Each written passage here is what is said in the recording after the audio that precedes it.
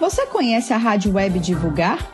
Somos uma rádio espírita que funciona com uma intensa programação musical e informativa durante 24 horas. Para ouvir a rádio, basta acessar o site www.divulgar.net.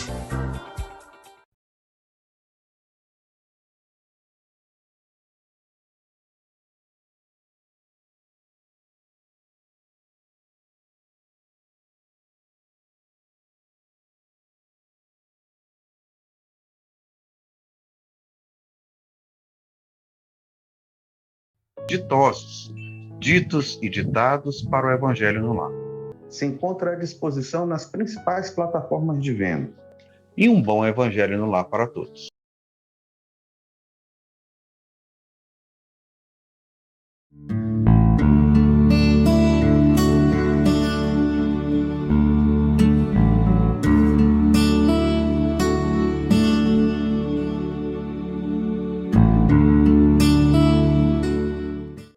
Olá, pessoal, tudo bem? Estamos aqui começando mais uma reunião para a Associação Médico Espírita do Maranhão. E eu sou Carlos Roberto de Souza Oliveira, sou médico anestesista, fundador e presidente da Associação Médico Espírita de Campina Grande, segundo secretário da sobre a temática médico espíritas, escrevendo alguns artigos e fazendo algumas palestras. Hoje nós vamos falar sobre os aspectos psiconeurais da evolução biológica do cérebro, relacionando com o comportamento moral do indivíduo.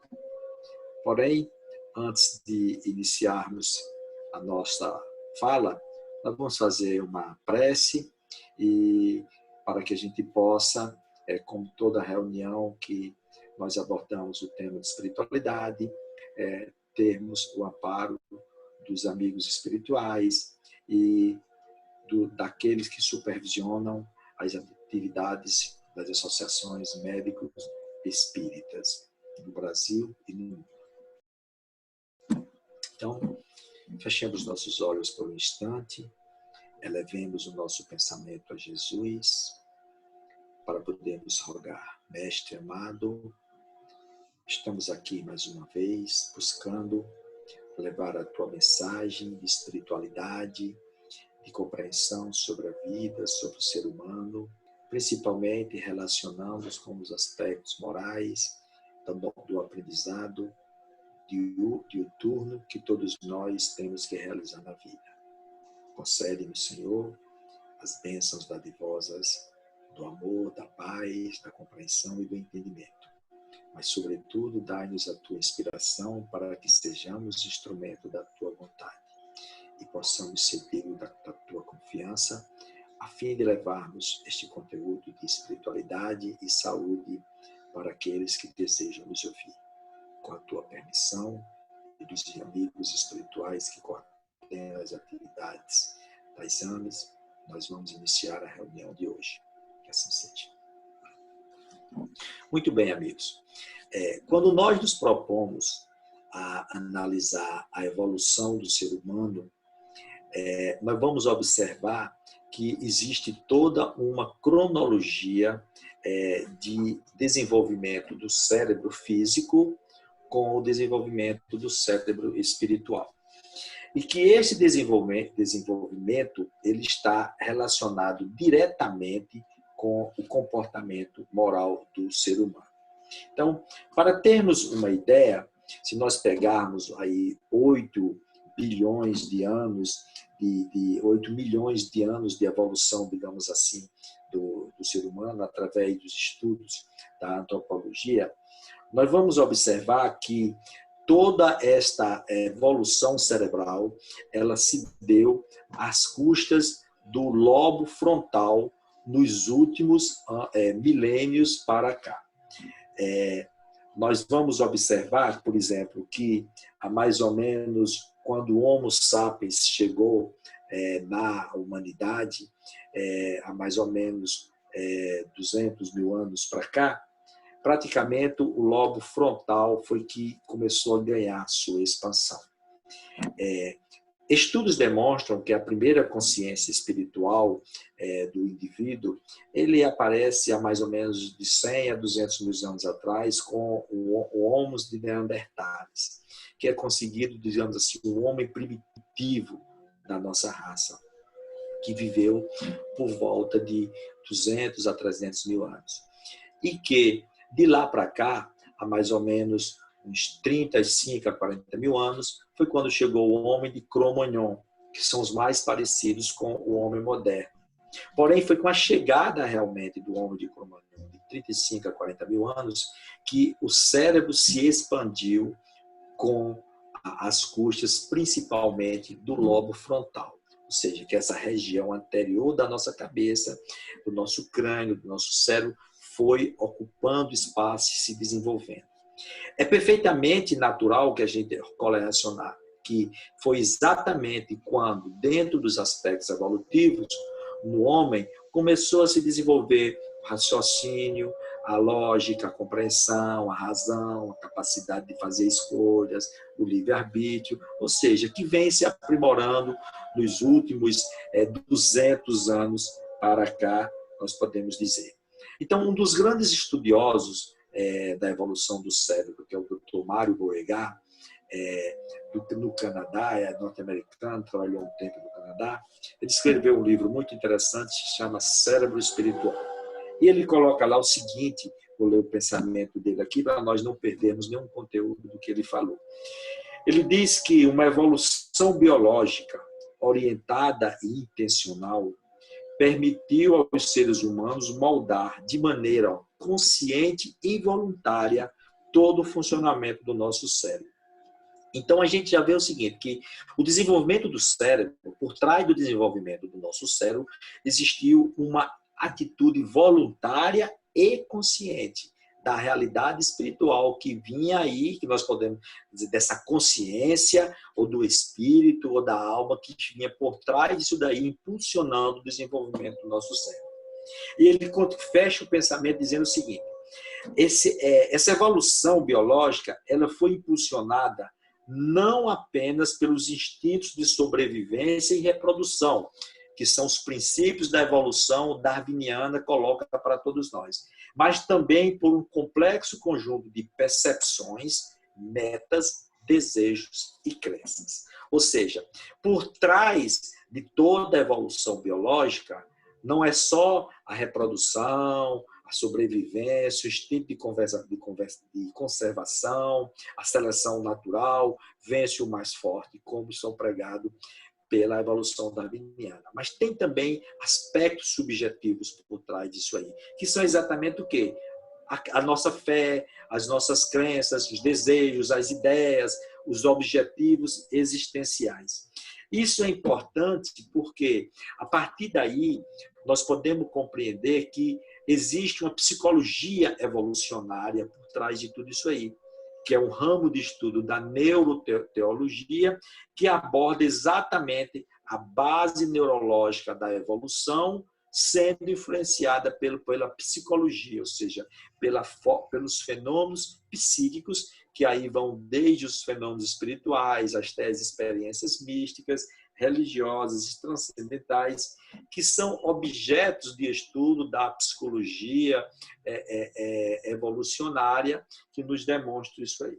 Porém, um outro pensamento interessante que eu gostaria de conversar, de colocar para vocês, é que é o seguinte, quando nós analisamos a psicologia evolucionária com a religião e o desenvolvimento do nosso cérebro, nós vamos chegar a algumas conclusões importantes.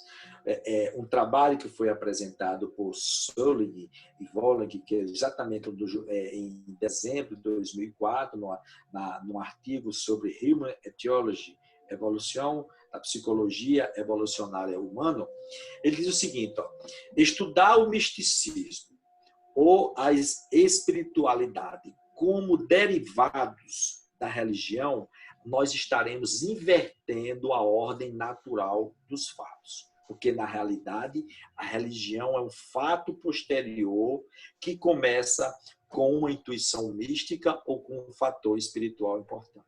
É exatamente aquele pensamento de Mário Beauregard. As experiências espirituais, elas fomentaram o desenvolvimento do cérebro e, por sua vez, levaram ao desenvolvimento das religiões. Certo? Então, a religião é um fato posterior.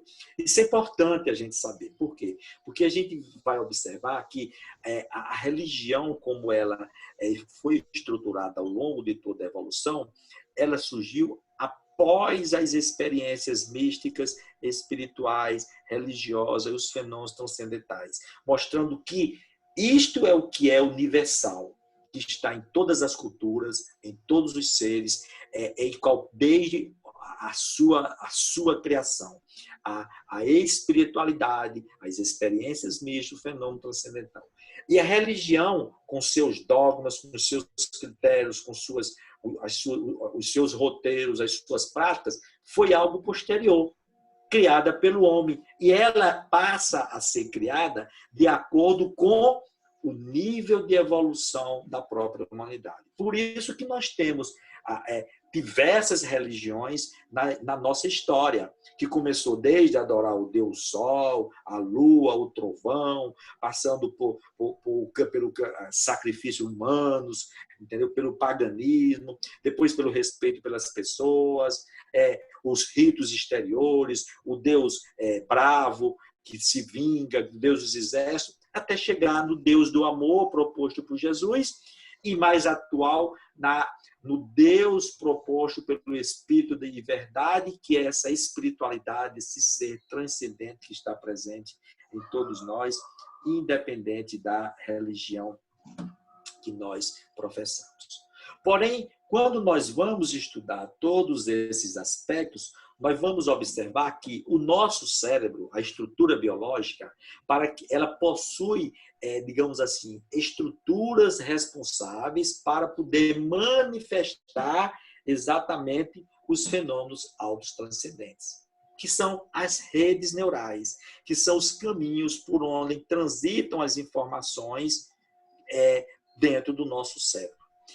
Isto é o conhecimento das redes neurais e das estruturas biológicas do nosso cérebro existente para as manifestações sugestivas levam os materialistas a acreditarem que o cérebro, ele por si só pode explicar os fenômenos transcendentais. Porém, outros estudos demonstram que os fenômenos transcendentais, eles pré-existem o próprio desenvolvimento do nosso cérebro. E é lógico, se nós consideramos o cérebro como uma estrutura intermediária para exteriorizar os eventos mentais, este é o pensamento de William James, considerado o pai da psicologia moderna. O cérebro, como mediador, ele tem que estar em perfeito estado de funcionamento. Ele tem que estar, todas as suas estruturas biológicas, com funcionamento, com as suas conexões neuronais, os níveis de neurotransmissores, a integridade física, como uma tecla de piano tem que estar bem perfeita no seu lugar para poder emitir uma partitura. Como a corda de um violão tem que estar afinada para que o som possa sair. Então, dentro desse estudo biológico dos cérebros, os cientistas comprovam cada vez mais que o lobo frontal, essa parte anterior do nosso cérebro, que é recente, considerado também como neocórtex, o córtex pré-frontal, ele é muito jovem. Do período evolutivo, tem mais ou menos 40 mil a 50 mil anos. E ele foi se desenvolvendo exatamente quando o ser humano, o Homo sapiens, começou a desenvolver em si os processos, digamos assim, fazem parte de uma civilização, como o raciocínio, a sociedade, eventos de natureza comportamental e moral que fossem responsáveis pelo desenvolvimento do nosso próprio cérebro. Então, todos os estudiosos, como o Dr. Joe Dispenza diz, que é no lobo frontal, na região anterior do nosso cérebro, que estão responsáveis a área pelas nossas intenções, pela capacidade de fazer escolha, pelo desenvolvimento do nosso livre-arbítrio.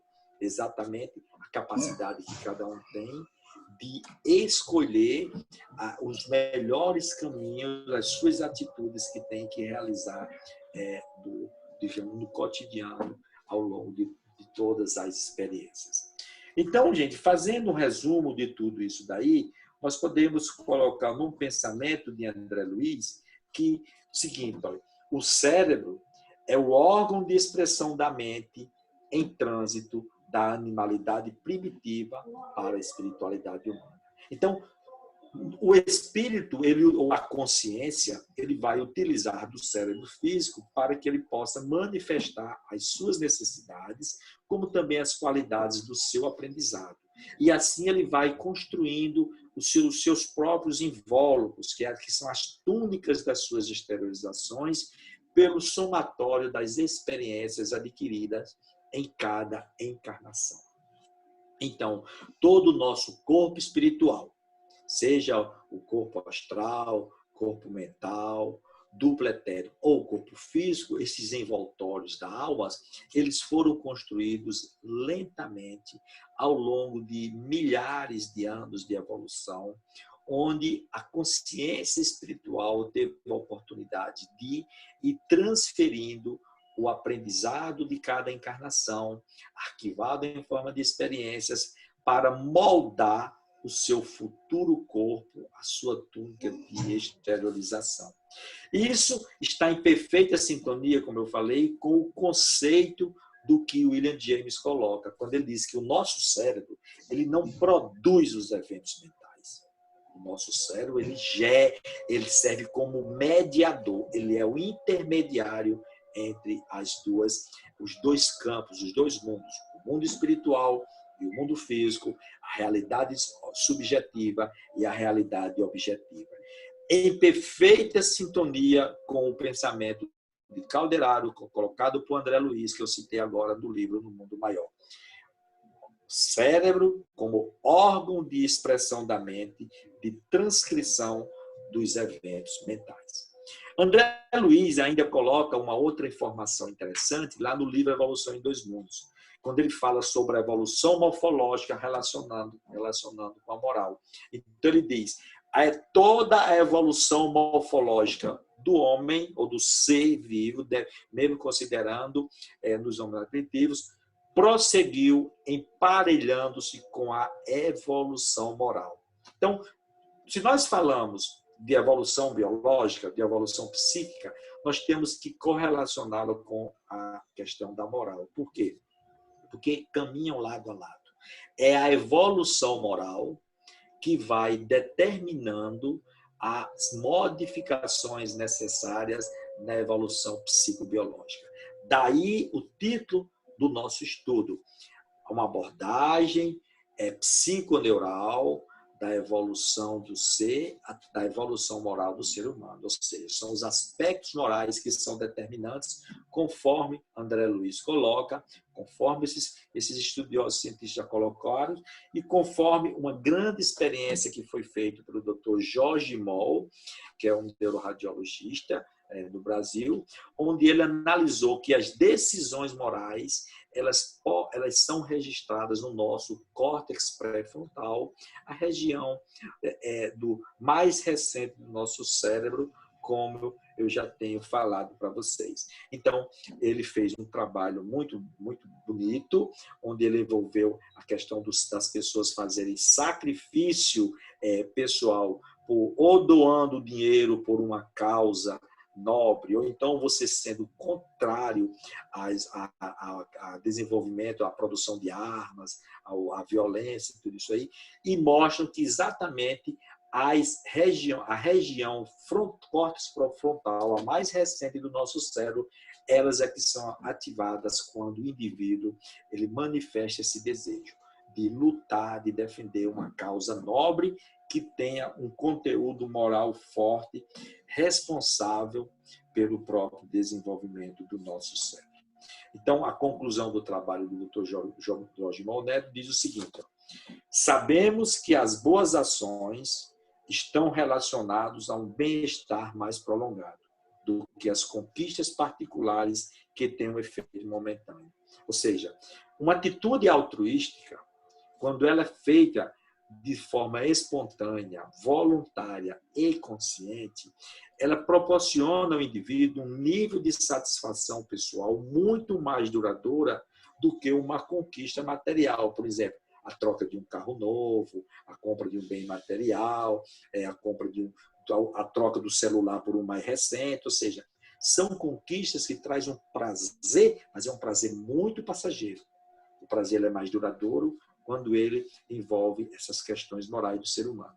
E ele diz, nós acreditamos, diz o Dr. Joel, que essa descoberta pode ter uma grande aplicação em termos de qualidade de vida e altruísmo do ser humano.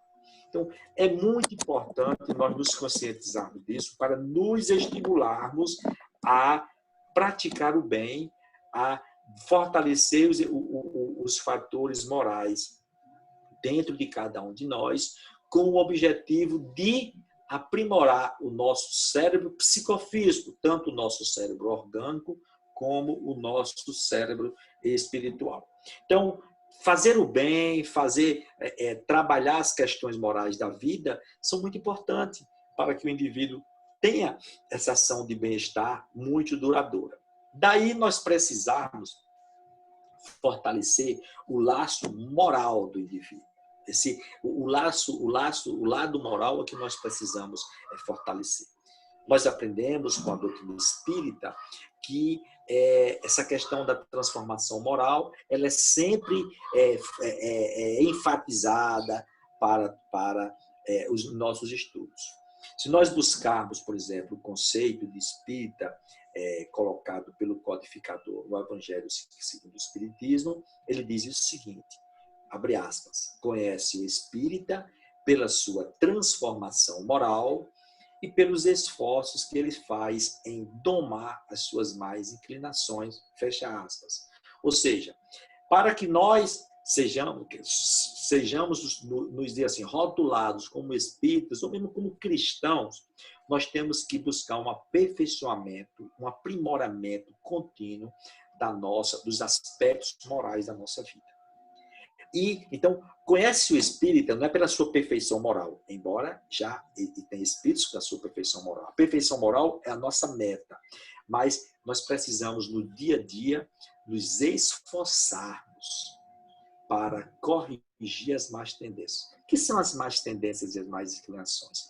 São os reflexos negativos das más escolhas que nós fizemos ao longo da nossa vida evolutiva. Todos nós somos viajantes do universo.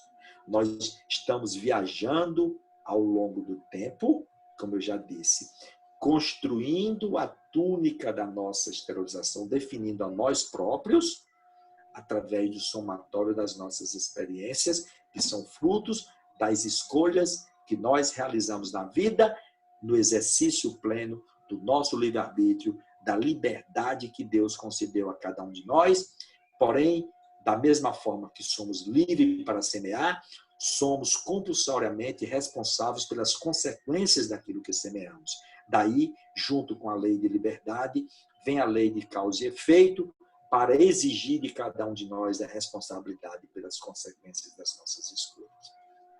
Então, as nossas más tendências, as nossas más, digamos assim, inclinações, como também as boas que nós temos, são todas reflexos do que cada um já semeou no passado.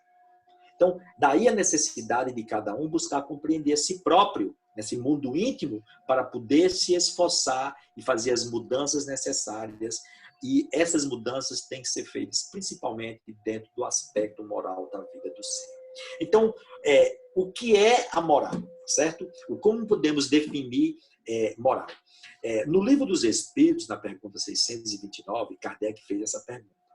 Os Espíritos disseram, moral é a forma de se proceder na vida. É fazer a distinção entre o bem e o mal. O homem, ela se fundamenta na lei de Deus. E o homem cumpre a lei de Deus quando ele busca agir de acordo com os princípios do bem universal. Então, é isso que é moral. É você buscar desenvolver em si um conjunto de hábitos, de costumes que estejam coerentes com a proposta universal do bem que estão dentro das leis divinas e que foi proposta por Jesus. Isto é o que é moral. Então, se nós temos hábitos e costumes e mais tendências dentro de nós precisamos renová-lo para construirmos em nós o princípio da base da moral cristã, que é o quê? Que é o respeito pelo ser humano, que é o amor universal, que é a compreensão, a tolerância e o entendimento. Isso se chama desenvolvimento moral e transformação moral. Para depois você partir para a aplicação disso aí, que é o que se chama ética. Então, nós temos que saber fazer essa diferença entre moral e ética. Moral são os atos e costumes que integram determinados povos, determinada sociedade. E a moral ela vai evoluindo de acordo com a evolução daqueles próprios povos. Enquanto que a ética é o comportamento do indivíduo. Ou seja, é a racionalização da moral, é o comportamento do indivíduo dentro de uma sociedade, na relação com o próximo, no seu trabalho com os companheiros de jornada, na sua família com os familiares e consigo próprio. É o seu comportamento, são as suas atitudes que você tem que direcionar em si, ter uma conduta ética que seja motivada e norteada pela moral cristã que existe dentro de cada um de nós. Então, ter um comportamento ético-moral dentro dos princípios espírita cristão é você procurar agir nesses 4 campos de ações. Nesses 3 principais, digamos assim, na relação com Deus, na relação com a sociedade, na relação com o próximo, na relação consigo mesmo, quer dizer, nesses 4 campos, é você ter um comportamento que seja orientado pela moral do Cristo, de não fazer ao próximo aquilo que não gostaria que fosse feito contigo e de amar as pessoas de uma forma incondicional. Então, esse é o objetivo maior que nós temos para conquistar ao longo de toda a nossa trajetória evolutiva. O Espírito Lázaro, em uma mensagem no Evangelho segundo o Espiritismo, lá falando da questão do amor universal, no capítulo de Amai os vossos amigos, ele diz o seguinte, que no princípio o homem só tinha instinto. Mais avançado e corrompido, ele aprende a ter sensações. Porém, quando depurado e instruído, ele aprende a ter sentimentos. E o ápice dos sentimentos é o amor. Por isso que o amor resume toda a moral de Jesus e a base de toda a construção universal, porque ele é o sentimento por excelência e é em busca do desenvolvimento deste amor universal que todos nós estamos nos esforçando para um dia realizar em cada um. Então, é o seguinte, a moral, fazendo um resumo, é esse conjunto de hábitos e costumes. Então, por isso que Kardec colocou, conhece-se o espírito pela sua transformação de hábitos, de costumes, de automatismos psíquicos, que ele criou, que cada um de nós criou ao longo do nosso passado evolutivo. Se nós estudarmos a história da humanidade, a gente vai ver que ela foi construída em cima da luta pelo poder, pela ganância, pelas guerras, pela traição. Tivemos mais experiências de naturezas, digamos assim, comprometedoras e negativas do que positivas, considerando as exceções, as devidas exceções que são necessárias. Porém, agora é que o homem está começando a despertar para a sua própria realidade moral. Embora a mensagem do Cristo esteja aí há quase 2000 anos. Mas somente agora, no final dos tempos, com o advento do conhecimento espírita, que veio realmente descortinar o ensino evangélico moral proposto por Jesus, uma linguagem mais clara, objetiva, racional e lógica e acessível a todos. Acessível ao coração e acessível ao intelecto, para que o indivíduo possa fortalecer em si próprio esse lado moral que todos nós necessitamos para darmos seguimento à nossa jornada evolutiva nesse próximo milênio que se adentra.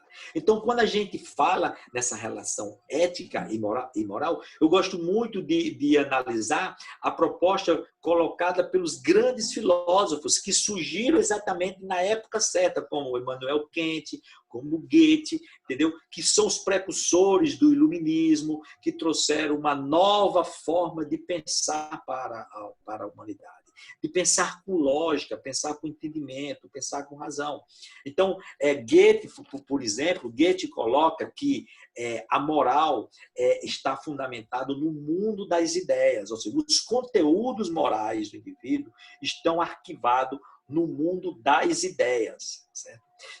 E depois o indivíduo procura aplicar esses conteúdos na sua vida ativa e que ele aplica através da vivência do amor. Então é muito interessante esse pensamento de Goethe, porque ele diz o seguinte, ele diz que a ideia representa os critérios morais que vão orientar o indivíduo, ou seja, as ideias, o mundo subjetivo daquilo que cada um vai construindo em sua mente e na sua bagagem espiritual. Porém, o amor é a força ativa para colocar em ação esses critérios, esses conteúdos que estão na mente de cada um de nós, esses conteúdos morais.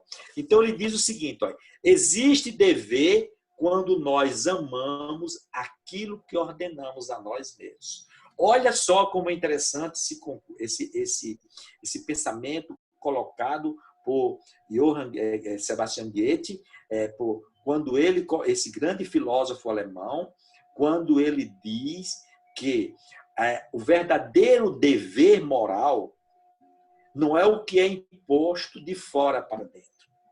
É o que é imposto de dentro para fora. É a própria consciência do indivíduo que cobra de si próprio o cumprimento do seu dever. Tudo a ver com o que hoje nós aprendemos de uma forma clara e objetiva com a revelação espírita. Pergunta 621 do Livro dos Espíritos. Onde estão escritas as leis de Deus? Na consciência. Ou seja, e esse pensamento, ele foi... Depois de tudo, pergunta, se as leis divinas estão escritas na consciência, por que precisa ser dita e relembrada? E os Espíritos disseram, porque nós negligenciamos ou esquecemos ou necessitamos fazer desabrochar essas leis que estão na nossa consciência. Olhe que esse pensamento ele foi colocado por Paulo de Tarso há quase 2000 anos na sua carta aos Coríntios, quando ele dizia, renovai-vos pela vossa mente para saber qual é a boa e agradável vontade de Deus. Esse pensamento de Paulo, do apóstolo Paulo, ele resume o conceito de espírita de Allan Kardec, transformação moral, renovai-vos pelo vosso entendimento, para saber a boa e agradável vontade de Deus, ou seja, a vontade de Deus são as suas leis que estão escritas na consciência. Então, a renovação pela consciência, a renovação de atitude mental, a transformação necessária pelos esforços que cada um vai fazendo, vai gradativamente despertando as leis morais que estão arquivadas na consciência do espírito para que ela possa desabrochar do indivíduo no desenvolvimento de uma consciência moral que é importantíssimo, que é necessário para a própria evolução do espírito. Então, gente, esse pensamento ele chegou há quase 300 mil anos, proposto pelo iluminismo, quando o iluminismo, os grandes representantes e filósofos da humanidade, como Rousseau, Diderot, Montesquieu, eles vieram para combater o obscurantismo e iniciar uma nova fase de pensar, para que o ser humano começasse a raciocinar e saber o objeto da sua crença. É o mesmo pensamento proposto por Kardec 100 anos depois, com a codificação da doutrina espírita. O iluminismo foi um movimento surgido na França, na Europa, em meados do século XVIII, enquanto que a doutrina espírita foi revelada 100 anos depois, meados do século XIX. Ou seja, a humanidade aprendendo a pensar para quando a revelação espírita viesse fortalecer no indivíduo, que tipo de fé? A que foi proposta pelo nosso codificador. Fé verdadeira, somente aquela que pode enfrentar a razão face a face em qualquer época da humanidade. Então, a doutrina espírita sempre convidou o homem ao desenvolvimento de uma fé raciocinada, fundamentado na lógica, na razão e na compreensão e no entendimento, para que o indivíduo possa dizer: eu creio porque eu sei, então eu não creio apenas porque eu acho. Eu creio que a alma é imortal porque eu sei e as evidências demonstram a imortalidade da alma. Eu creio que existe vida depois da morte porque a lógica, a razão, o raciocínio, o entendimento me provam isso daí. Eu creio na reencarnação porque a lógica não poderia ser de outra forma, não poderia ser diferente. Então, isso é o que é a fé raciocinada que engrandece o espírito, diferente da fé cega que leva ao fanatismo e aos grandes males que nós sabemos que o fanatismo religioso pode levar. Então, nós estamos vivendo uma nova fase, a fase do despertar de uma fé raciocinada. E essa fé raciocinada ela é baseada exatamente no despertar dos princípios morais do indivíduo. Então, nós vimos aí como é importante o desenvolvimento moral do ser humano. E que o desenvolvimento moral é você saber fazer essa distinção entre o bem e o mal. Uma outra pergunta bem interessante que é a gente saber estudar do Livro dos Espíritos é a pergunta 780. Kardec pergunta o que é que vem primeiro, o progresso intelectual ou o progresso moral? E os Espíritos disseram que o progresso moral, ele secunda o progresso intelectual, ou seja, ele é uma consequência, ele vem depois. Então, aí Kardec volta a perguntar como é que o progresso intelectual leva ao progresso moral? Os Espíritos disseram, ajudando-nos a fazer a distinção entre o bem e o mal. Com isso, o espírito faz escolha. Fazendo escolha, ele desenvolve o livre-arbítrio e aumenta a responsabilidade dos seus atos. Então, isso é o que se chama o desenvolvimento, a evolução espiritual proporcionada pela razão, pelo conhecimento, pelo entendimento. Por isso que o Espírito da Verdade disse, amai-vos e instruí-vos. Por isso que nós aprendemos que nós evoluímos com as duas asas do conhecimento e do sentimento, da intelectualidade da racionalidade, mas também do sentimento, da razão com a emoção, do coração com o cérebro, da religião com a ciência. São complementos. É uma relação de complementariedade. Então, se nós queremos buscar uma evolução plena das nossas vidas, tanto da vida espiritual como da vida biológica, nós temos que buscar a integração entre coração e cérebro, entre emoção, sentimento, razão e pensamento. É este equilíbrio que vai facultar o indivíduo o seu desenvolvimento espiritual, a sua evolução consciente. E isto é proporcionado por quê? É proporcionado por uma fé racionalizada, fundamentada nos aspectos morais, como nós já vimos, que a evolução moral ela é concomitante com a evolução morfológica. Então, o despertar do senso moral é importante dentro do aspecto evolutivo do indivíduo.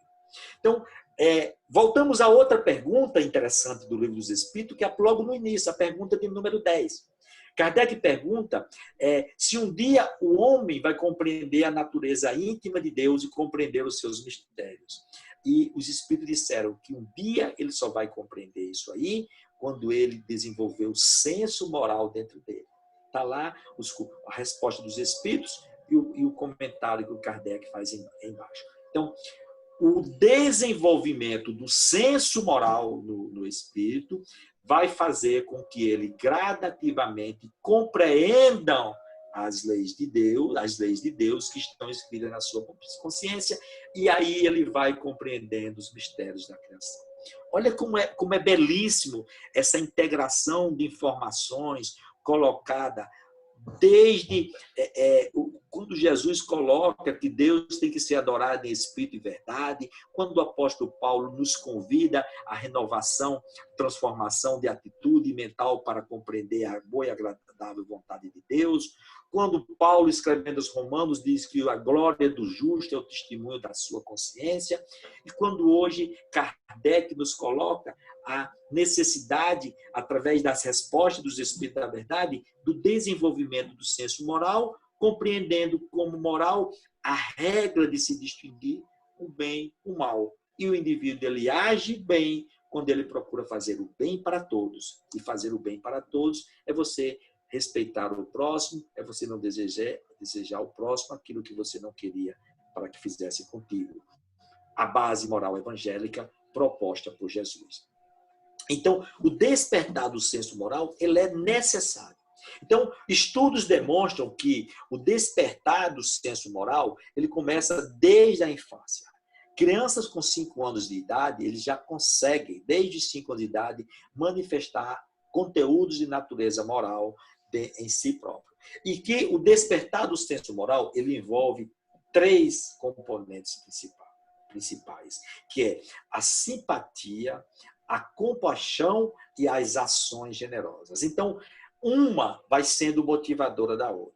A simpatia vai fazer com que o indivíduo busque nessa relação de empatia com o ser humano, certo? E isso vai desenvolver no indivíduo o quê? O sentimento de compaixão, do indivíduo se colocar na posição do outro, na situação do outro, quando ele tiver que analisar as suas diversas situações da vida, seja no trabalho, seja na família, seja enfrentando uma doença, seja na relação com a própria sociedade. Então, a simpatia com esse desenvolvimento do sentimento de compaixão são fortes motivadores para as ações generosas. Então, e as ações generosas é a parte prática do exercício, ou seja, da ética que nós falamos que é o comportamento, a atitude dos conteúdos morais que o indivíduo vai adquirindo dentro de si. Então, e daí o indivíduo vai partir para exercer um dever moral. Então, o dever moral, Emmanuel coloca lá naquele livrinho pequenininho que chama Pensamento e Vida, ele trata lá do dever. E ele faz uma comparação muito interessante da questão do dever, que é semelhante com aquele pensamento que Goethe colocou. Ele diz o seguinte, que existe dever quando existe uma submissão aos princípios das leis divinas instituídas em nossa consciência. Então, lembra do que eu falei do pensamento de Goethe? Existe dever moral quando nós somos cobrados pela nossa própria consciência, certo? Quando nós cobramos de nós próprios. Você cobra de si próprio exatamente quando nós procuramos ser fiéis às disciplinas das leis de Deus que estão escritas em nossa consciência. É o que Emmanuel colocou. Submissão aos princípios das leis divinas. E ele continua dizendo, é a faixa de ação no bem que o Senhor nos traça a responsabilidade para o nosso próprio desenvolvimento e aperfeiçoamento. Entendeu? Então, é a região moral de serviço que cada um tem que realizar na vida. São os compromissos que nós assumimos antes de reencarnarmos, que hoje se transformam nas boas resoluções que estão em nossa consciência e nos cobra uma atitude certa, uma atitude coerente em cada existência. Por isso que Emmanuel diz, é a faixa de ação no bem. Dever moral, região moral de serviço que é imposto, cobrado pela nossa própria consciência. Que região é essa? A faixa de ação no bem que cada um tem que realizar. Atitude ética. Determinado pelas leis divinas como responsabilidade de cada um perante a sua própria evolução. E esta responsabilidade, eu repito, são as consequências das atitudes que nós tomamos no passado. Então, o dever moral é isso aí, gente. É nós buscarmos agir corretamente no campo do bem para podermos corrigir os desvios de rotas do passado. Observe que a gente dá uma volta e chega na proposta de Jesus. Ame ao próximo como a si mesmo e não faça a ninguém aquilo que não gostaria que fizesse contigo. Primeiro mandamento, amar a Deus acima de todas as coisas. desenvolver o amor universal. Segundo mandamento, ame ao próximo como a si mesmos. Então, é importante que a gente entenda isso. Essa mesma ideia que é proposta por Goethe, colocada aqui por Emmanuel, e que está na nossa consciência, ela também foi colocada pelo filósofo Immanuel Kant, para a gente saber diferenciar na nossa vida o que é uma ação por dever e você agir segundo o dever. Então, isso aí é outra coisa importante que a gente tem que desenvolver dentro de cada um de nós. Então, o que é que Kant diz? Kant é um dos grandes filósofos, autor daquele famoso livro A Crítica da Razão Pura. Então, são filósofos que, naquela época, vieram iluminar o pensamento da humanidade para desenvolver exatamente o raciocínio, o livre-arbítrio, a lógica, a razão, para capacitar cada um de nós o desenvolvimento dessa fé raciocinada e de fazer escolhas conscientes. Então, a ação por dever é quando você age porque a sua própria consciência está lhe dizendo que aquilo ali é o correto. É aquilo que Emmanuel falou. Existe dever quando amamos aquilo que ordenamos a nós próprios. Isso aí é uma ação por dever. Porém, a ação por dever, ela se torna mais prazerosa quando nós amamos aquilo que fazemos. Por isso que Goethe falou que o amor é a força ativa que impulsiona o cumprimento do nosso dever, cujos conteúdos morais estão no mundo das ideias. Então, agir por dever é quando nós agimos motivados pela nossa própria consciência. Então, a humanidade vai aprendendo aos poucos isso aí, porque nós sabemos que as leis que regem a sociedade vai normatizando a nossa conduta, que é exatamente a ação segundo o dever. Então, agir segundo o dever é quando você age motivado, pressionado e supervisionado por uma lei. Por exemplo, vamos dar um exemplo dentro do nosso país, que é um poço profundo de corrupção e de tentações nas diversas áreas, principalmente dentro da administração pública.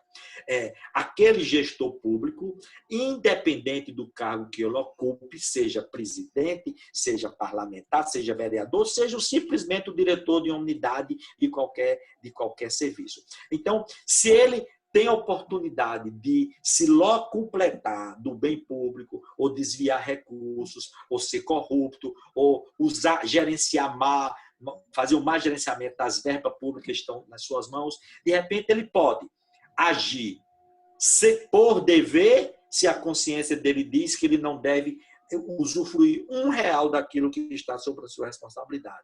Mas ele pode, de repente, ele não mexe naquele dinheiro porque tem uma lei que o supervisiona, ele sabe que se ele for pego, ele vai para a cadeia. Aí ele vai agir segundo o dever. Então, observe que as leis humanas, elas inicialmente, elas vão fazendo com que o indivíduo haja segundo o dever, para que ele, com o desenvolvimento moral, aí é necessário o esforço de cada um, a conscientização, ele passe a agir por dever. Por exemplo, eu lembro muito bem quando se tornou obrigatório o uso do cinto de segurança dos carros. Então, eu lembro que eu comecei a usar cinto de segurança muito antes de ser obrigatório, porque eu via como segurança aquilo ali, preservar a minha vida. Depois veio a multa para quem não era pego. Então, muitas pessoas só passaram a usar quando foram penalizados no bolso com a multa, mas não estava preocupado com a sua segurança sua, como dos seus passageiros, como da sua família. Então, veio uma lei obrigando o indivíduo a agir segundo o dever, para que ele vá começando a desenvolver em si próprio as ações por dever. Dá outro exemplo: avançar um sinal vermelho, fazer uma ultrapassagem proibida, beber e dirigir. Então, tem muitas coisas no nosso dia a dia. Gente, se a gente for fazer, e devemos fazer isso, se nós queremos fazer a transformação de hábitos e de costumes necessárias, que é a transformação moral, nós temos que analisar a nossa vida detalhes por detalhes em todas as circunstâncias. E cada dia ir melhorando um pouquinho.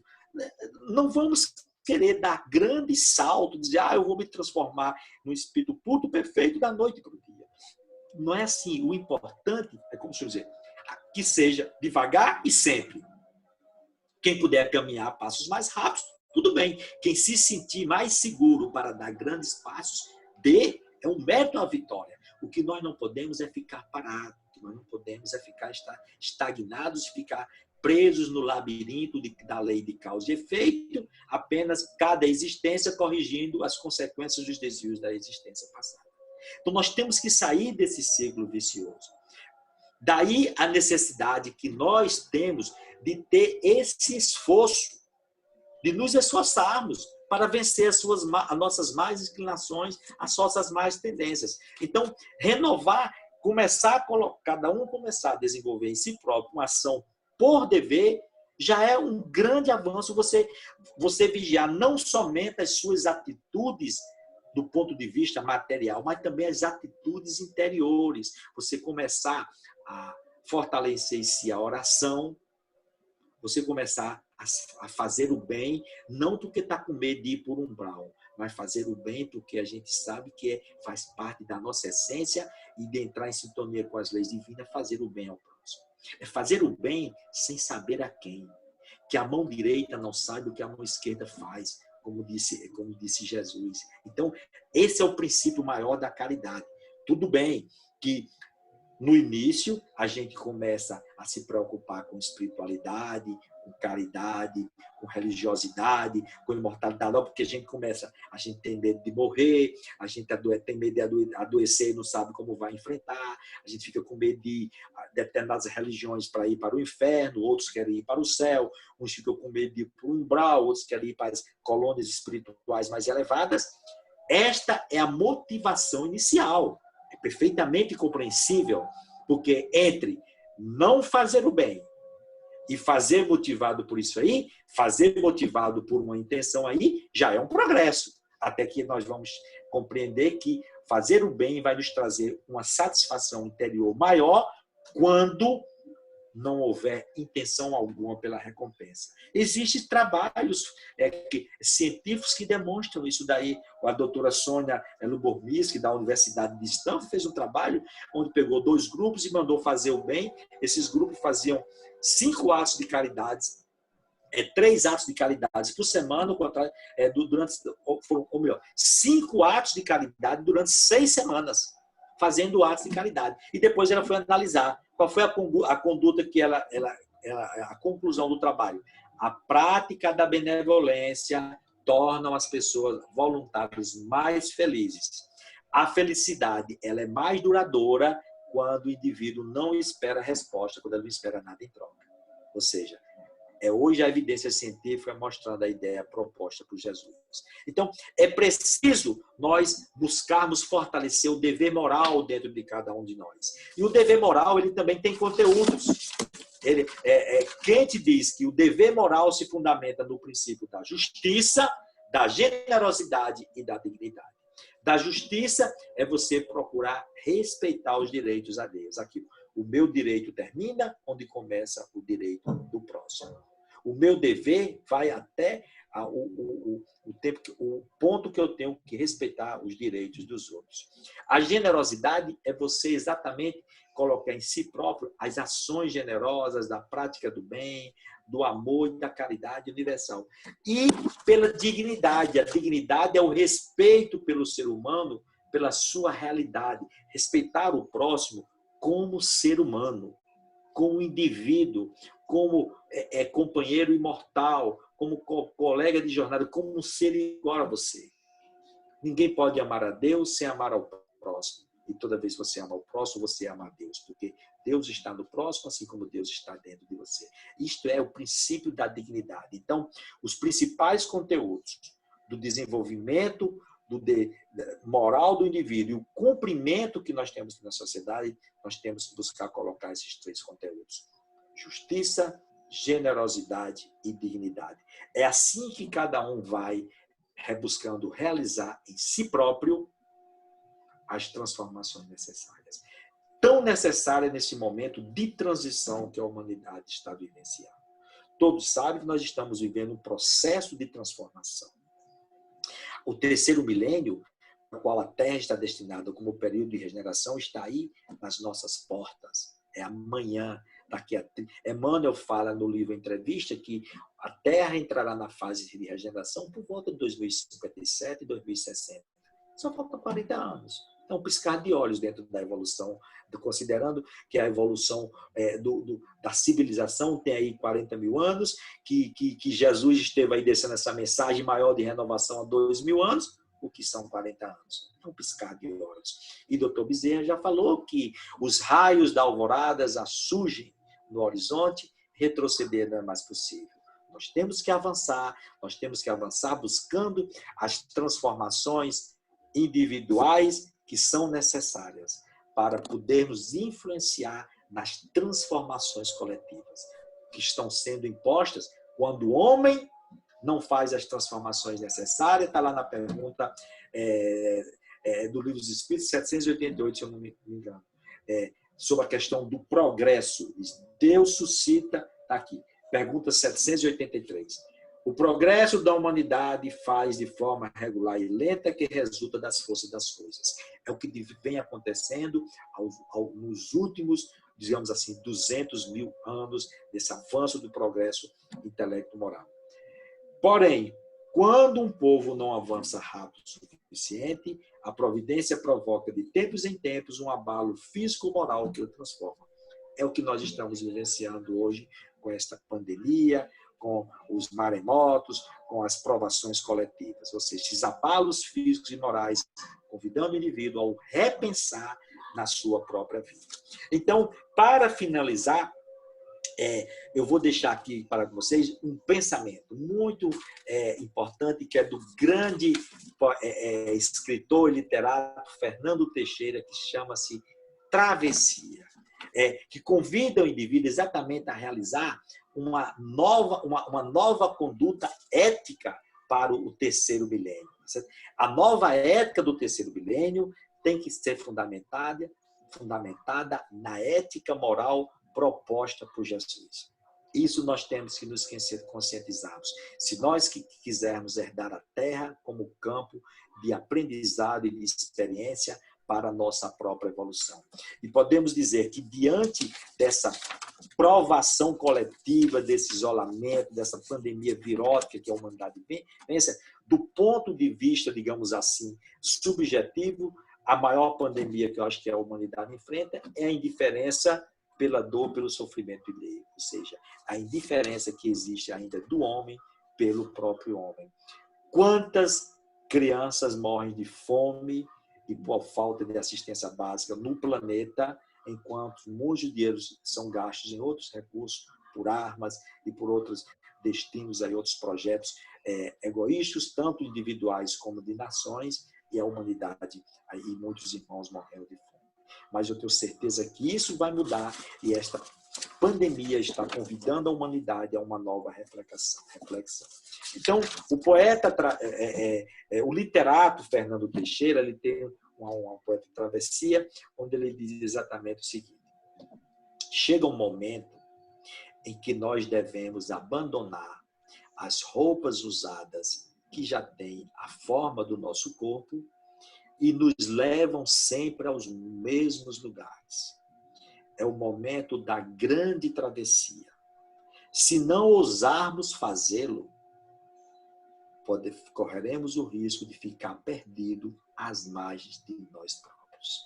Então, gente, a grande travessia é o momento que cada um tem que se conscientizar, que tem que mudar de hábito, de costume, de atitude, de fazer uma renovação ético-moral em si próprio, profunda, cuja base inspiradora seja a moral de Jesus, que nos convida à vivência plena do amor universal. Se nós não fizermos isso, ficaremos perdidos às margens de nós próprios. O que é? Ficaremos estagnados no tempo. A evolução do planeta segue, os outros, a maioria dos espíritos vão seguir a sua caminhada, e aqueles que ficarem para trás vão recomeçar em períodos, em planetas compatíveis com o seu nível de evolução. Então, somente a transformação moral é que irá promover ao indivíduo as mudanças psicológicas e neurobiológicas necessárias para que nós construamos a grande humanidade do futuro. Então, que Jesus nos abençoe, que Jesus nos ampare e que sejamos conscientes dessa tarefa e da responsabilidade que nós temos pela vida. Ok? Então, para encerrarmos essa nossa fala, nós vamos fazer uma última prece de agradecimento por todo esse momento de aprendizado que tivemos. Senhor nosso Deus, Pai de infinito amor e bondade, nossos corações se unem em agradecimento a Ti por esta oportunidade de estudo e de aprendizado que concedestes a todos nós. Sabemos, Senhor, da tarefa imensa que temos pela frente. Porém, muito maior deve ser o desejo que temos que fortalecer dentro de nós pela nossa renovação, pela nossa melhora, a fim de que os teus princípios éticos e morais, fundamentados no amor universal, sejam os estímulos norteadores ao nosso próprio desenvolvimento, à nossa própria conduta mental e atitudes do dia a dia. Fica conosco, Senhor, abençoando-nos sempre, para que sejamos dignos da Tua confiança. Um grande abraço a todos e que Deus os abençoe.